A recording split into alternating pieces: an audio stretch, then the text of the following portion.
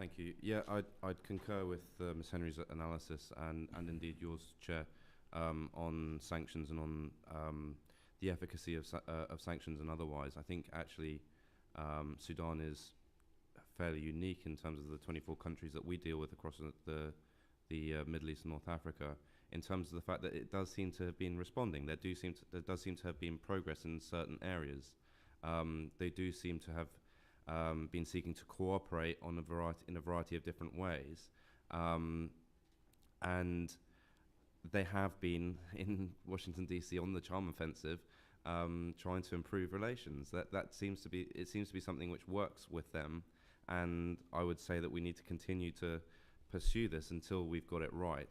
I think without that, the stick part of the carrot and the stick with Sudan, they're not going to have the incentive to continue improvements and cooperation.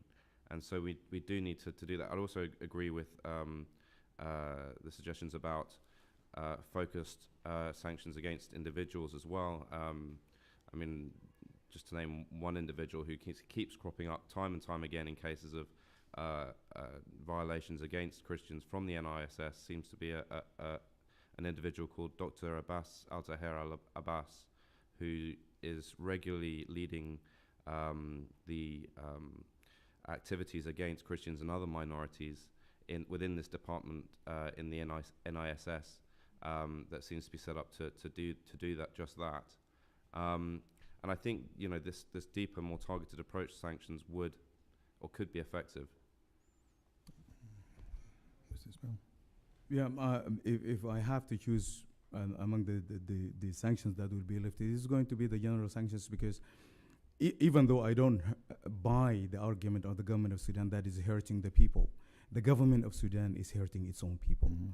If we are following a government that is using 75% of its annual budget for the last 10 to 15 years, 75% of its budget is directed to military and security, which is doing nothing but hurting the Sudanese people. That is number one. And if you look at 5% only on average of this budget that is allocated to education, healthcare, and services combined in the last 10 or 15 years, what kind of government that is taking responsibility of a people for almost 30 years is doing this? And they have the nerve to tell the world that this is because of sanctions. This is because of the bad policies of the government of Sudan. But the general sanctions will help people who are in the country, who want to invest in healthcare, who want to invest in education, the access of the students to the international World Wide Web, and to be able to read like the children here or elsewhere from the libraries. Nobody with their sound mind will be against that. The targeted sanctions on individuals that are corrupt, that are actually perpetrating this violence, should remain in place, and more individuals should be added to the list. Tools like fencing should be used to track down the corporate dealings with NIS and the cronies of the NCP and the government of Sudan.